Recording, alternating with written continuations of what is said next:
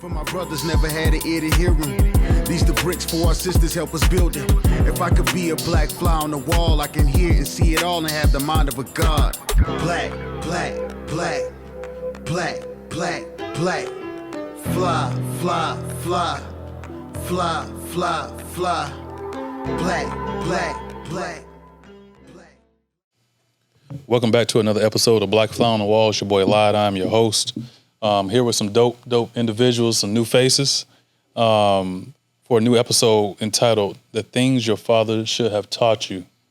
Right, diving deep into the relationship with our fathers, the relationship with other men and patriarchs of our family, the experiences of being a father, and now that you all are fathers, what you see in retrospect on things you wish you would have learned from your father, and the impact of the lessons taught and the lessons not taught on your manhood, right?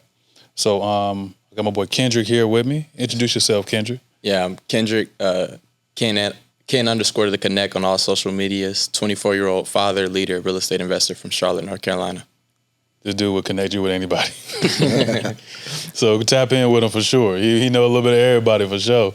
Brandon, introduce yourself, man. Absolutely. Brandon Allison, Brandon the therapist on all social media platforms, father of three. Nice. From Kannapolis, North Carolina, the Nice. real K-Town 704.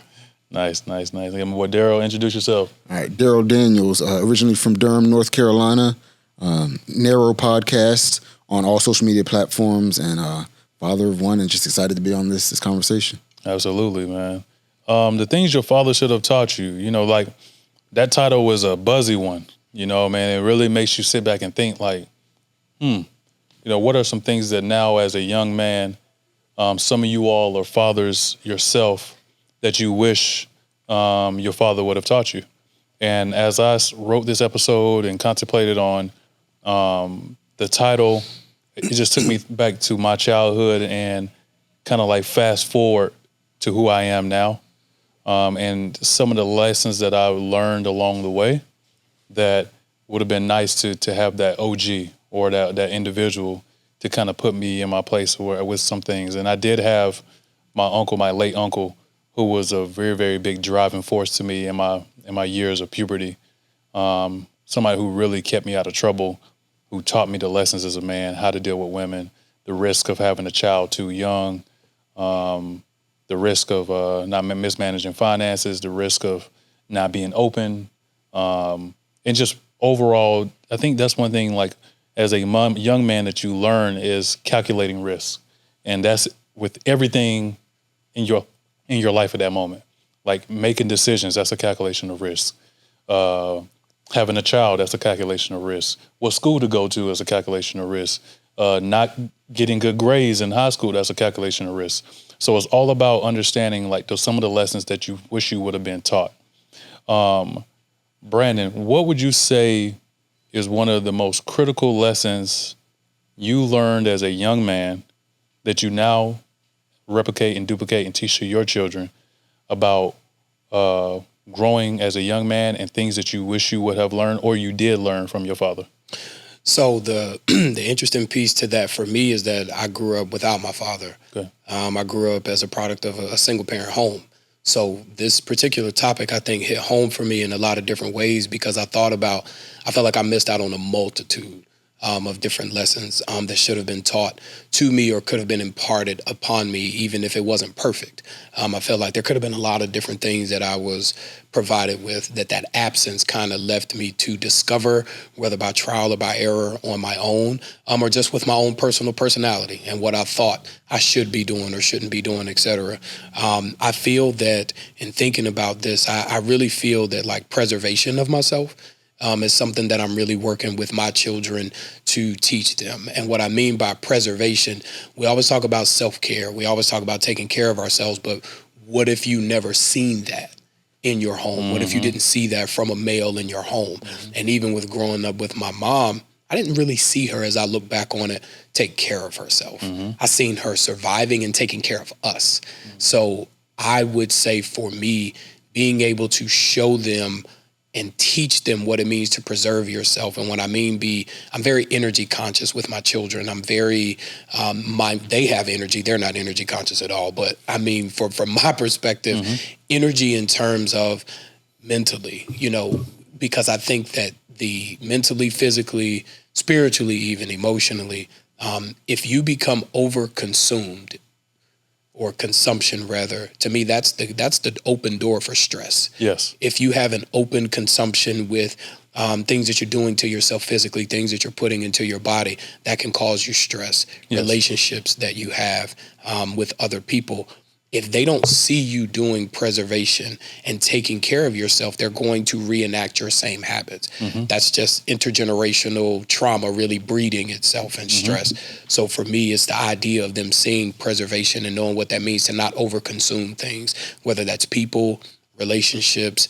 That's important for me. I really want them to have an idea of what that means to have self-preservation. I like that. You need to be very energy conscious in terms of taking care of yourself in all facets. Yeah, there's a saying that says self-preservation is key. And when you really think about that, you can't pour from an empty cup. So you have to always be able to maintain yourself. Rest is just as equal as work. They're both equally important, because whenever you do show up to work, you can't be your truest self. You can't be your best self. And so they're like finding time to rest and implementing that intentionally is a superpower, because it's so easy to work. And a lot of times the easiest choice is not always the best choice for you. I read a book called the Meditations for Men Who Do Too Much. It's a book that every day, every morning you read a short excerpt of a meditation that you can do, or like a parable that you can learn and read about. And one of them was talked about being, do not be the workaholic that your father was. So how young men see their fathers working, and they think that that's what a man is. Right. But really is not, because the father's mentality from his lens is that I'm working to provide for my family. From the child's lens is my father is never present. My father is never there. They care less about your work. They don't know where money comes from. Right. They don't know that work equals money. So it's essential for like younger people to see, like, you know what, my dad did take time. Like, we did take vacations. Like, he did play the video game with me. He did go outside and play with me, or we watch a family movie, or we had family time, or, sometimes people are like, yeah, every Friday night, me and my family had a family night, So it's important for those things, because those are the things that children remember. What would you say is one lesson that you learned as a young man, now that you transition to being a grown man and a father, that your father taught you, or you wish your father would have taught you? So my father was around. He was there, and I'm grateful. He truly taught me what it was to be involved in my life. And I lost him this semester after I graduated from college, so that fall. And I was 22 years old. Wish I had him now to talk about things, but he was extremely involved. He was the president of the PTA at school. He was an entrepreneur, so he was able to drop us off at school, pick us up whenever he was in town. He was able to be very hands-on. He and my mother, but he was the driving force in picking out most of our teachers. Like, he got to know our principal, so he was like, yo, which teacher should I put him with? And so that made it so that my kindergarten teacher, first grade teacher, second grade teacher, and fifth grade teacher were all black women. And my principal was a black woman. Nice. I think that he was intentional in making sure that while there were no black male teachers in the school, I had someone that I could relate to. And I mean, that was big, because I'm not going to settle for not having a role in who helps rear my child when I'm not around. Right. And so that was an amazing lesson that I didn't realize until I got older. And like, I still talk to my kindergarten teacher. My fifth grade teacher went to church with us. So every Sunday, if I was acting up in class, it was a parent-teacher conference. That's tough. I wasn't acting up, but I talked a lot. I like to speak. And so, it was like, yo, Daryl was talking too much this week. But fathers can be active, even if it's seen traditionally that mothers are supposed to be the nurturers. Like, no, my dad was very much so in a different way a nurturer, because he nurtured us into a great educational environment. I like it. I like it. Yeah. I like it. What's good, foodies and podcast enthusiasts? We've teamed up with Mike's Vegan Grill to bring you the ultimate dining experience. Are you craving delicious vegan cuisine that's good for both your taste buds and the planet? Look no further than Mike's Vegan Grill, nestled in the heart of Greensboro, North Carolina. Picture this, mouth-watering plant-based dishes prepared with love and infused with flavors that will tantalize your senses. From their signature vegan burgers to delectable vegan desserts, Mike's Vegan Grill is redefining plant-based dining in Greensboro, North Carolina. So whether you're a vegan veteran or simply curious of trying something new, head over to Mike's Vegan Grill in Greensboro, North Carolina to be a part of the taste revolution. Mike's Vegan Grill and Black Fly on the Wall podcast, where good food and captivating stories collide.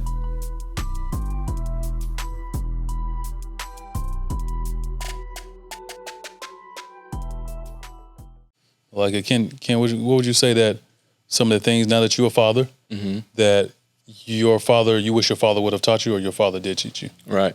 And similar to Brandon, my father wasn't in my life. So luckily for me, my mom was able to have great discernment, and I had a great stepfather growing up.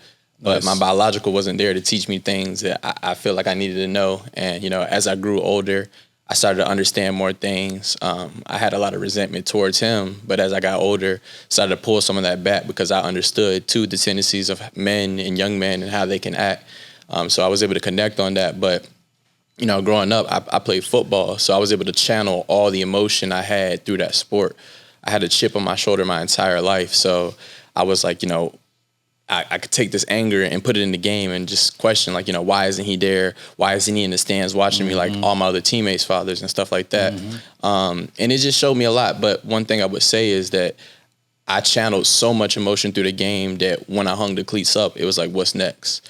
And I wish I had him there to kind of guide me through that stage. And now that I'm a young father, I know I want my son to understand and know early on, you can express yourself in more than just a sport or just a one tool, one vehicle. You can express yourself in many ways. And, trying to make sure that we manage it in the right ways, keep it at a masculine, that certain level of masculinity to it. But at the same time, I have empathy and understanding to say, hey, if you want to do art, if you want to play golf, or whatever it may be, you're able to express yourself, because I didn't have that when I came up. Absolutely. I think the biggest part I heard from you was like, whenever you hung the cleats up from playing football, that was your pivot in life. And as men, we all go through the pivots. Like, we all go through that. All right, I just graduated college. Like, what's next? What's next? Right. What's next? Like, or I just had my first child. I'm sitting here holding a little human. What's next? Yeah. Or, I want to make this business deal. I want to do this business transaction. I want to purchase my first home. I just went through a breakup, or I'm trying to navigate this relationship. Like, what's next? And, man, it is so critical, man. It was the fact that, like, now that me and my father have a healthy relationship now, but also when I was growing and progressing, I had my uncle there, and, man, it was so beneficial, man, to be able to pick up the phone and call somebody and just be like, this is a situation, like, from your years of living, the things you've done, what have you done? And it seems like that person, whether it's your mentor, your father, your grandfather, they always have the right answer for you. And that shows you that wisdom comes with time and tribulations. And they go through those tribulations and they package those things together and say, like, guess what? When my son goes through something, or my nephew goes through something, or my grandson goes through something, I'm going to have this in my back pocket to give to him about what we learn. Do you all feel like, I asked this question earlier, is like, do you all feel like it is beneficial to have a father present, a biological father present, if the example is not positive? Because sometimes the void of not having a father is just as good of having a father that is a positive image. Because if you now develop the negative images, the toxic traits, the abuse, the physical, emotional abuse, the in and out of the home, that can then have a negative ramifications on your behavior and what you think a man should move like. Absolutely. So, Brandon, do you feel like it's beneficial to have that void there and for you to have that space of creativity to develop your own perspective on what a father should be like?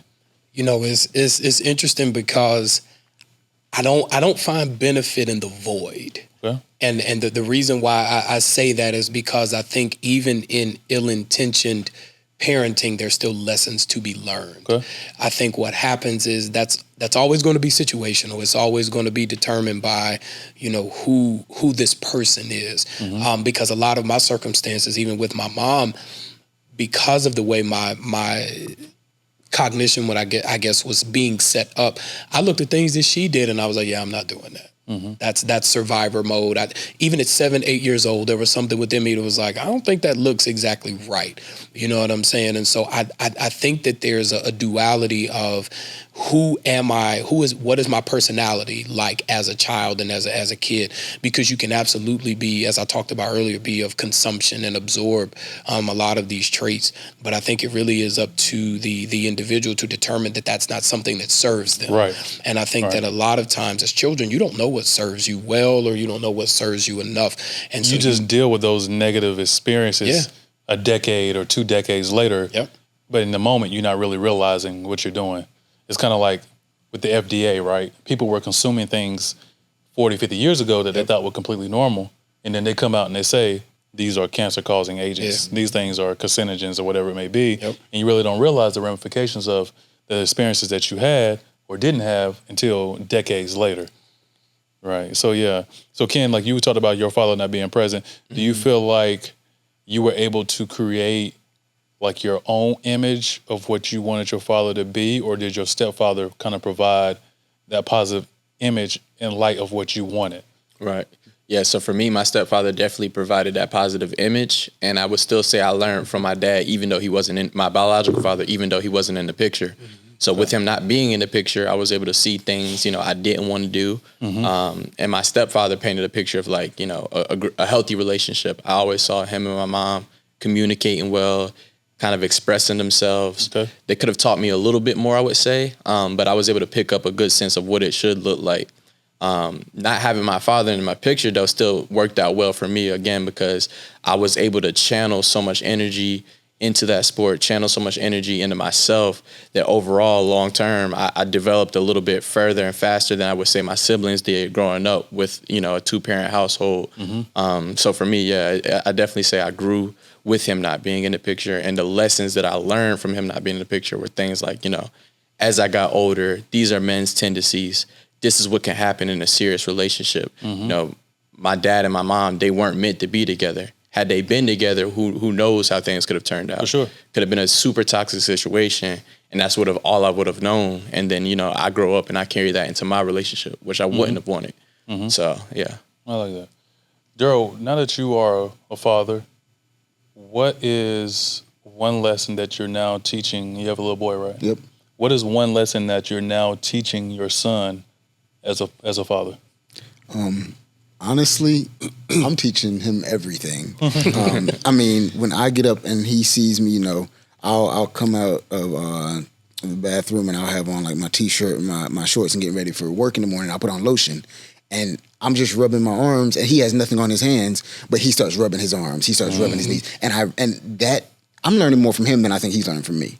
Because I'm learning that he's watching everything I do. Everything. That's what they say. And, I mean, it is crazy. So it makes me want to, walk taller. It makes me want to stretch in the morning so he knows, hey, let's bend down and touch our toes. And so I'm just trying to teach him to do things with intentionality.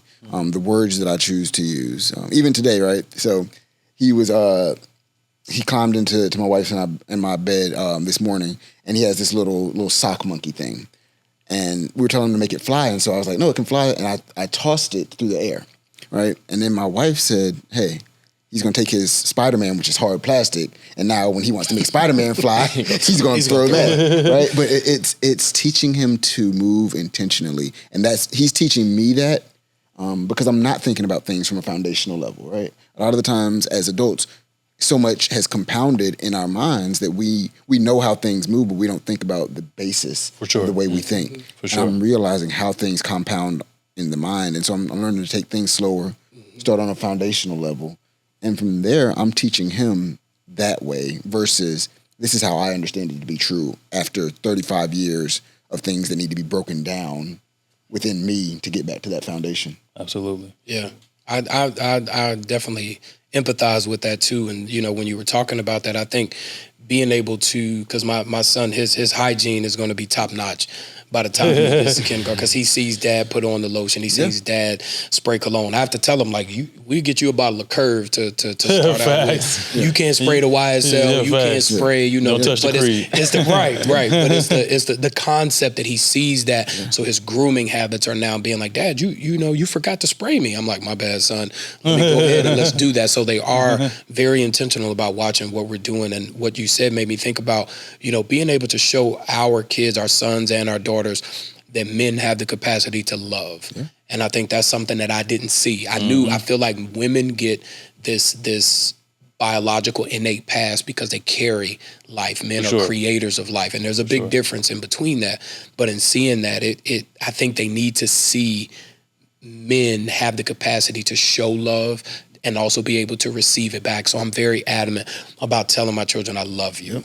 I squeeze them, I hug them. And even though he's, almost 6, he's getting to a place where he's like, all right, Dad, but I'm like, Dad loves you, right? Yeah, Dad loves you. He said, yeah, Dad, I know. I want you to know that. I want you to see me not just being provisional, providing financially or a roof and food. Because like you mentioned, they're not aware of that. Right. They're going to eat whatever's in front of them. They don't care who pays for it. Right. But the reality of me telling you with my actions and touching you and giving you that type of physical compassion, I think that's really, really huge for our children to be able to see men have the capacity to love them and can show them that consistently. I'm already telling Avery to love himself, right? So every day after, the number of times I end up changing a diaper, there's a mirror right beside his changing table.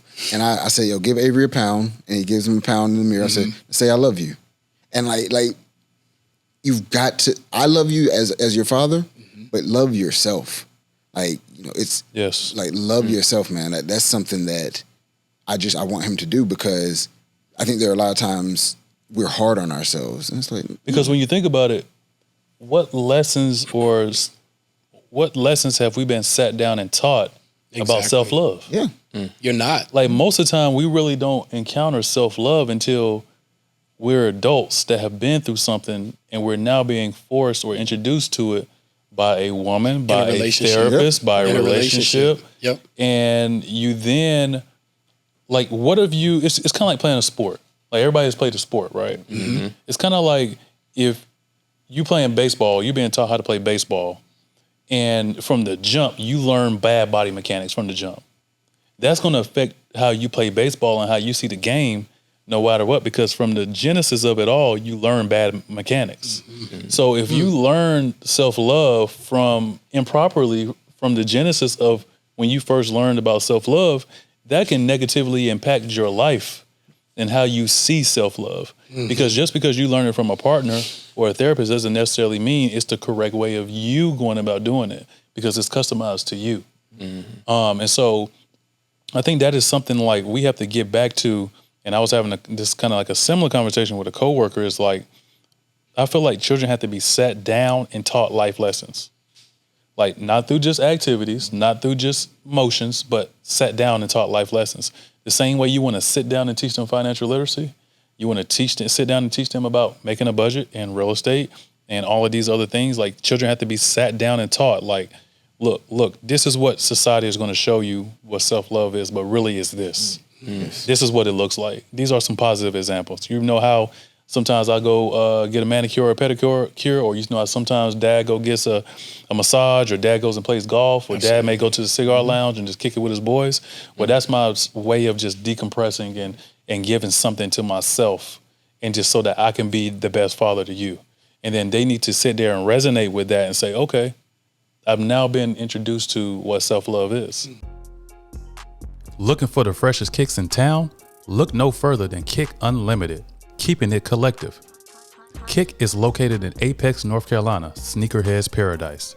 They offer rare and unique sneakers that are perfect for everyday wear or for adding to your collection. And they don't just stop at shoes. The selection of vintage clothing is just as impressive. At Kick Unlimited, they believe that everyone deserves to look and feel their best, and that starts with the right pair of sneakers. So go check them out and see why they are one of the dopest sneaker stores in North Carolina. Stop by 103 North Salem Street, Suite B, Apex, North Carolina, 27502, and give them a call at 919-355-2441. Kick unlimited. And so that brings me to my next question, Ken. I was going to ask you is, now as a new father, do you feel like you're redefining what being actively engaged with your son is? You know, so like, do you feel like you have a son, right? Yeah, I have a son. Like what does it now mean to you to be actively engaged? Because like you can be there for your son, you can be around, but what does it mean to be actively engaged for you? Yeah. So again, I didn't have that growing up, and I think that's one of my biggest drivers for me. So I had my son young. I was 21. His birthday 6 days before mine, so I was 21. Oh, nice. Yeah, 21. 6 days later, I turned 22. So I had him young. But one of the biggest things for me is because I didn't have my father in my life, it was a driver. Like I always knew from a young age things I would say to myself, like, hey, when I have kids, I know I'm gonna do this, this, and this because I didn't have it. So being actively engaged, you know, when I was younger, he's 2 right now. He doesn't understand much, but I'm already super actively engaged as much as possible. I'm making sure I read to him at night. I'm making sure I speak positive affirmations over him. And just kind of guiding him and watching him grow and being there when I can be there, when I should be there. For sure. Knowing that I didn't have it, or when I needed my father, I couldn't tap into that resource. So as he grows older, I want to make sure I have time, availability to answer any questions that he may have, be there as many games as possible. I'm an entrepreneur, so I got that flexibility right now. In my younger days, I was like, I'm going to definitely put in this groundwork. I had him younger, but that, you know, it was never a setback for me. It was like, okay, now I get to establish myself early on, build this foundation, and then we get to grow up together. I'm going to learn more from him than he's going to learn from me, because I'm learning patience. I'm learning guidance, and I'm showing myself like, hey, this is everything that I needed. He's having it, and I feel like I'm 2 times as more fulfilled. I love it, man. I love it. Same. And I think just listening to that, I think we're changing the narrative, I think, by getting away from even like sitcoms where dads were just there physically. Dad's always distraught. He's only focused on bills. He's only talking about money and finance. And I think, you know, we were, you know, kind of chopping it up and having some conversations. And I think, you know, I want to know everything that my wife knows. Like I want to know even more so. You know, because I said they get that opportunity to carry kids, but, you know, which we won't ever have, and that's cool with me. I'm good with that. But the reality of it is that I know all of this information about my children because they're mine. You know, I want them to know that dad is at doctor's appointments. You know, I'm here because you're my child. You know, this isn't something that's relegated to just mom who can take you, or mom is the only person who can show, you know, a compassion, you know, towards you, or go to parent-teacher conferences, you know, like you said, that your father was very instrumental. I'm at every conference. I'm at every doctor's appointment because your information and who you are, who you're becoming as my child is a part of my responsibility. For sure. So how can I just only be there in the physical, or only provide you with things that you're not even really aware of? And they have to see that, going to your point, it's action. They have to see dad is at this appointment. So that means what? Dad cares. Dad is here. Dad knows my weight. Dad knows my height. He knows from the previous appointment before. And I think that's changing the narrative, because for you and I, it was just moms. But I think dad being in that appointment, you'd be surprised how nurses, you know, and doctors look at you, how they react to, like we were talking about when you have children and you're in the room, the doctors or the nurses come right in and they bypass you. You're sitting there and they bypass you. The focus is on the mom. We had this discussion right before we got on the mic. We were talking about the fact that, for instance, you know, we had a difficult delivery, and my wife couldn't make it out of the bed in the moment. Our son was in the nursery. I said, "Oh, where's the nursery? I want to go see him." The nurse looked right past me and said to my wife, "Is it okay if he goes?" As if I'm not one half of his genetic makeup, right? As if I'm not one half of what's paid for, however you do it, whatever. I'm one half of his rearing. Yeah, absolutely. And we are equal parts. You know, once again, you created him. Exactly. His first doctor's And they leave us at that. They leave us at creation. That act of creation is where they decide that's all right, cool. our Now the mom takes on. And I had a discussion with my first pastor, the pastor that married my wife and myself, and he was talking about the fact that for women, a lot of the times, the baby is growing in them, so there is a constant connection, and every kick that happens, they feel it. We have a lot of moments before the baby's born where we're able to connect. So we have that first time you hear the heartbeat, first time you get to feel the kick. But there are defined moments versus a continuum of moments that they have. And so he said psychologically, we have to now offset that on the back end and make sure we bond with our children. And create those moments. You have to create those moments. You have to create them. You have to, and when you don't create those moments, and when you don't have that skin to skin when they're born, and when you don't try to be intentional with them, then that's where that divide comes. But I think that like brothers in our generation right now are, we're sitting here, when the baby came out, I had my shirt off and my son was right there on my chest so that he could know me and my wife's heartbeat. That was important. I like it. And I mean, that's an interesting phenomena of how, we often talk about, Black women often talk about the disparities in healthcare when it comes down to the care that they receive. But also, too, now it's an interesting dynamic of, how fathers and Black fathers are being actively engaged in their child's health, and how Black men are experiencing this in doctor's offices of just being overlooked because they're not used to you being there, right? It's like, wow, you're here, but let me still go directly to the mother. And that's a psychological thing. That's psychological warfare. And we, as men, kudos to you all for continuing to push yourselves and to be present and to be present. And even as a healthcare provider, I would say that it's healthy for you all to speak up. Like, it's healthy for you all to say, hey, my wife and I are here for our child's health. Our appreciate it if you spoke to us as a unit. And I would tell you that as a provider, they respect that. They respect they respect it when you speak up. They respect it when you challenge them. They respect it whenever you just don't focus on the status quo. They respect it when you ask questions. Like, have your questions ready. Challenge their intellect. Challenge what they're doing. Challenge their medications. Challenge. Be glad everything. I'd be glad to. Everything. Because it's important. It's important because a lot of times in healthcare, you can get into this cookie cutter mindset and this cookie cutter cycle of how you treat patients, and not realizing that every situation and every visit and every patient has a customized plan.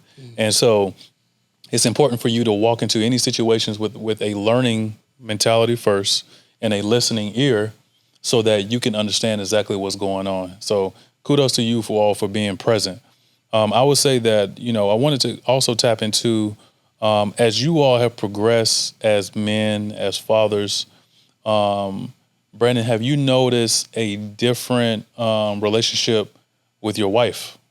So as you become a man, or as you progress as a father, and as you're now deploying a lot of those skills and things and sowing those seeds into your children, have you noticed a change in the relationship that you develop with your wife? I have, and I think it's twofold. I'll be very honest. I think it's women coming into an understanding of they're not men. And no more than we can be women. So they're not as familiar, I think, as what that looks like.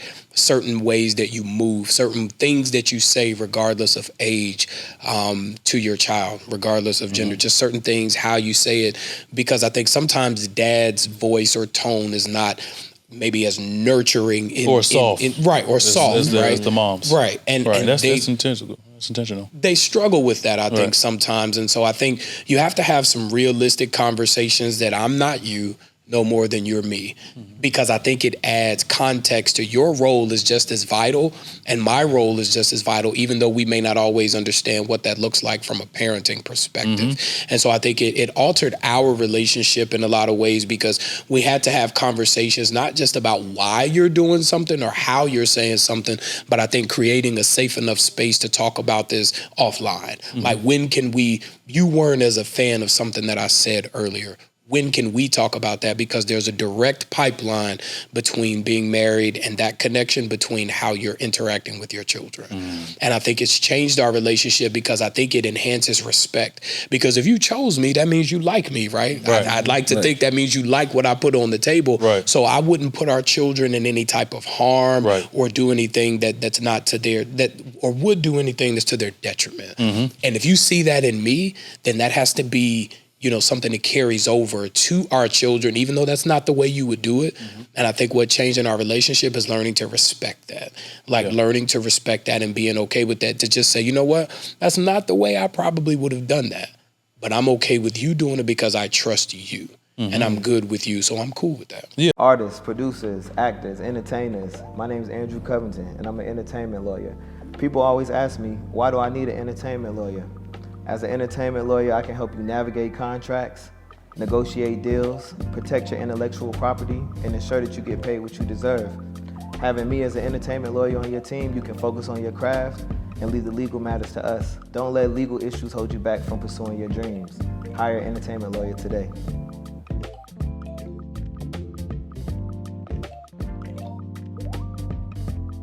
And I think it's all about understanding and respecting polarity, right? Mm-hmm. Like that balance. Like it has to be balance in the parenting cycle. Like there has to be sternness and there has to be softness. Mm-hmm. And there's a time for both.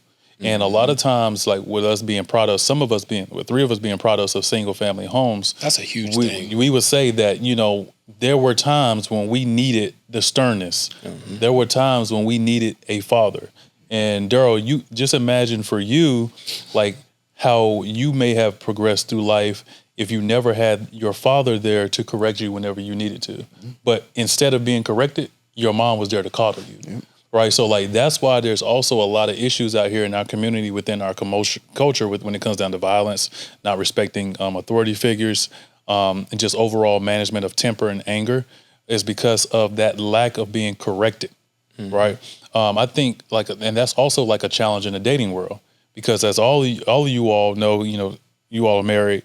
You married, date, you have a partner, significant other, correct. Have a fiance. Like I've even experienced it with going through the dating cycle is that you encounter women that have never been corrected. And that a lot of times comes from the ability of not having a father figure present. That's like sometimes you need somebody to be like, shut up, sit down, listen to what I have to say. And they have to come at you from a certain angle so that it gets your attention. And then your father then gives you the steps that you need. But your first experience of a man correcting your behavior shouldn't be whenever you're in the dating world. It shouldn't be your husband. It shouldn't be. And so a lot of times, like our women, our queens in our culture, in our community, our Black sisters, a lot of times their first experience with that particular behavior mm-hmm. or tone or verbiage is from the men that they date. And that is really problematic because that shouldn't be your first experience with that. It should be something like, okay, I remember my father kind of had this particular tone whenever I got out of line. I understand that it's coming from a place of love. It's coming from a place of correctiveness. And this person that's doing this to me is not my enemy, but they're my friend. Mm-hmm. But if your first experience of that is whenever you're in the dating cycle, that can be problematic for you because you could be processing that as an individual that's trying to do more harm than good. Yeah, and I think to speak to that more, I think it really looks at, we talk about this idea of being submissive or this mm-hmm. idea of having a submissive relationship, right? Mm-hmm. And when you really get down to I'm very big on vernacular and jargon and the origin of words. Yes. Can't just say something and then etymology. Right. There you go. There you go.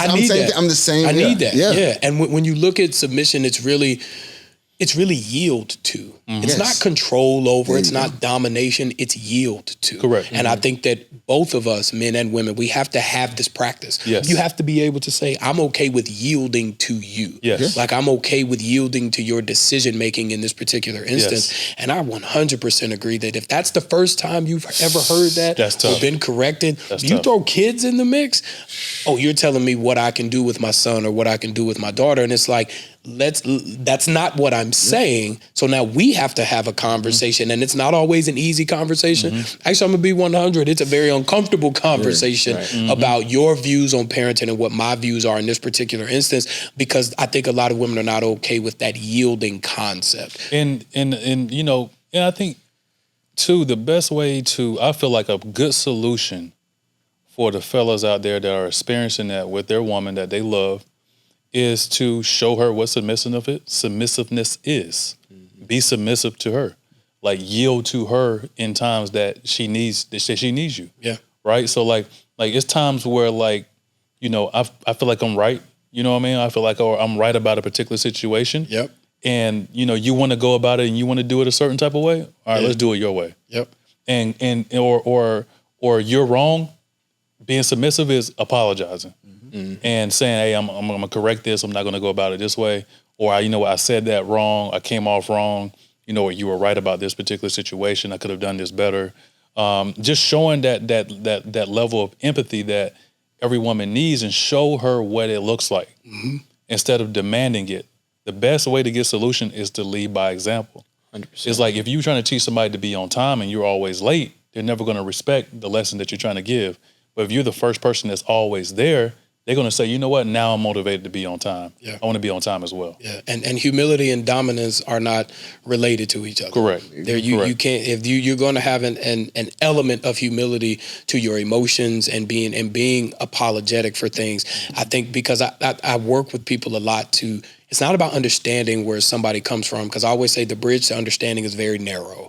So if that bridge is that narrow, that means my attempt to walk across that to understand your point, I'm probably going to fall off, because I don't have some symmetry with your feelings in 100%, exactness. So I have to be humble enough to say, you know what? I am wrong. I do have to kind of, eat this situation. But I think what you tapped into is also about being vulnerable enough to go meet our partners and meet the mothers where they are. Yeah. Like, we have to have vulnerability, we have to activate that. And I think that's where we kind of struggle sometimes, is because looking at our circumstances, if we weren't raised with our fathers, or what does vulnerability actually look like before I get to a relationship?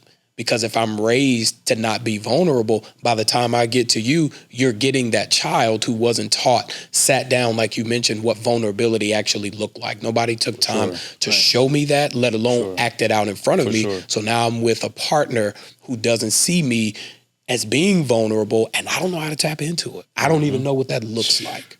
And sometimes it's an ego check, right? Because as men, we got ego, we got pride. A lot of it. Because we're given that. We're given the path to be big egos, to have 100%. Confidence. Yeah. So like, as a man, we carry this ego with us. And I know for me and my relationship, we strengthened our relationship when our son came into the picture, because beforehand it's just me and her.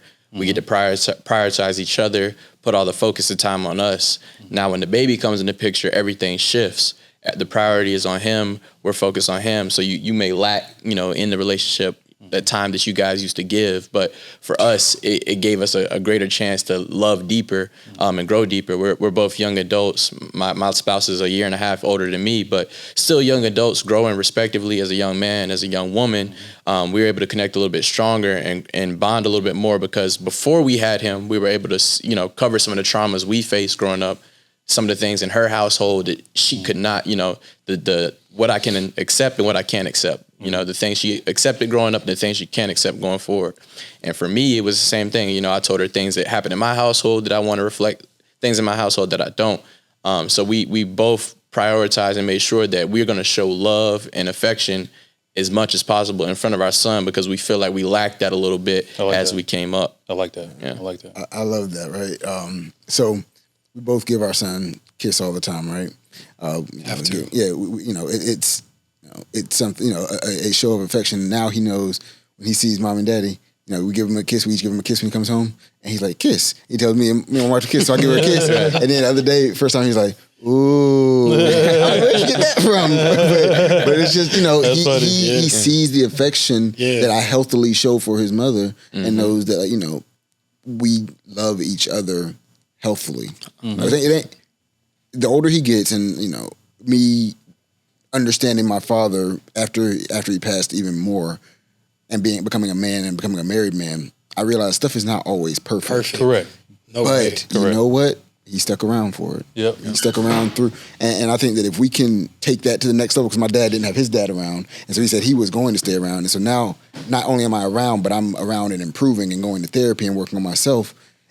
Then guess what my son's going to do? Something amazing. Yeah. Because it's building. It's building and building and building. Hey, are you looking for your dream home in the Queen City of Charlotte, North Carolina? Well, look no further. Noor Group is Charlotte's premier real estate brokerage. Their team of experienced agents will work to find you the perfect property in the most sought-after neighborhoods. Whether you are a first-time home buyer or looking to upgrade, Noor Group has a diverse range of options to fit your unique needs and budget. Their slogan, "Find out why we're different," makes them your premier real estate choice. Trust them to guide you through the buying process with professionalism and expertise. Contact Noor Group of Charlotte today at 704-397-3600 403-661 and by visiting wearenewer.com and let them help you find your perfect place to call home. Noor Group of Charlotte, North Carolina. So like, as we wrap this up, I want you all to come up with a 15 to 20 second answer. Ken, we're gonna start with you. Look in the camera and tell your father what is one lesson you wish he would have taught you. Yeah.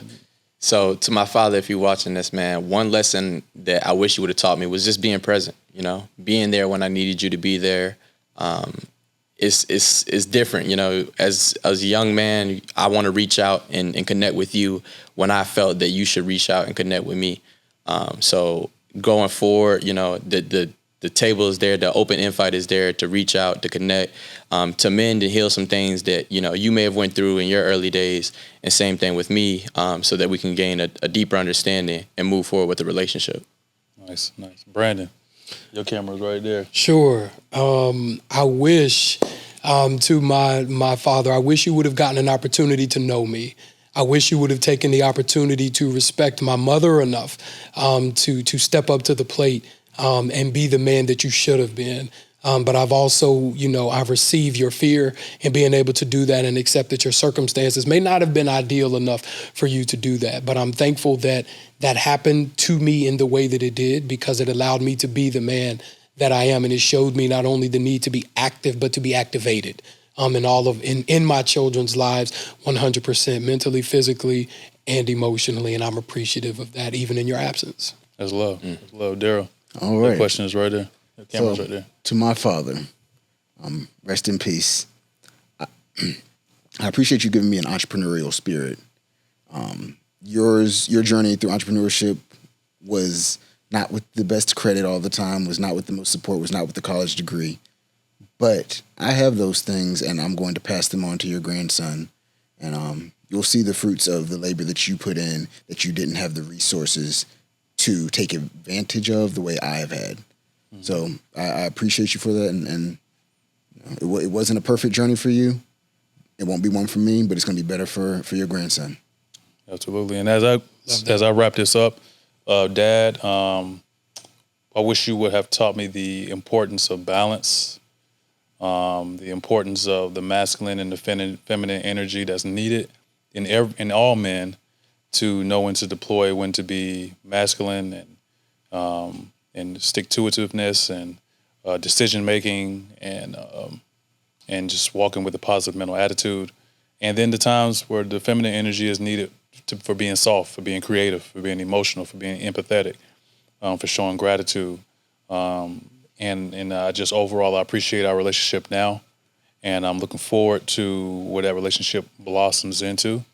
And I oftentimes talk about how I healed me and my father's relationship is that me and him went to therapy together. So father and son therapy.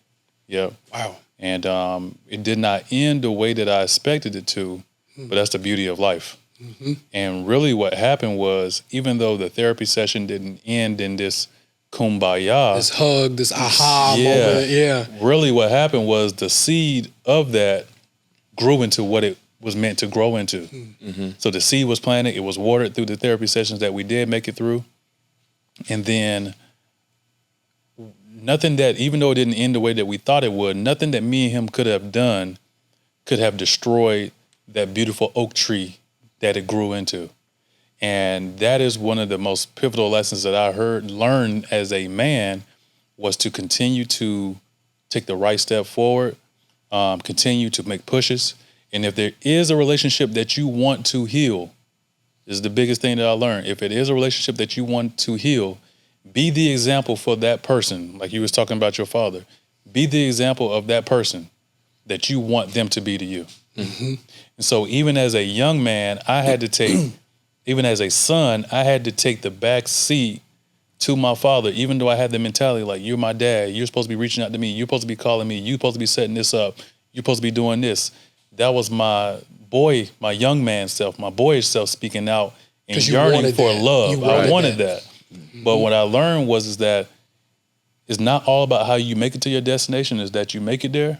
And I think my father seeing me become, and and function as the man that I am today without him being present really was an eye opener to like, wow, like this is the man that your mom raised you to be. And I appreciate who you are now. And I'm looking forward to our chapter starting here and beyond. So the things that you wish your father should have taught you, amazing episode, fellas. I appreciate the vulnerability. I appreciate the openness. I appreciate everything you all have said. And I'm sure that whoever listens to this is going to be able to digest this amazing conversation and be able to really deploy a lot of the things that they learn. So much love and appreciation. Thank you. Thank you. Much love. Thank you. Thank you. For my brothers never had an ear to hear 'em. These the bricks for our sisters help us build it.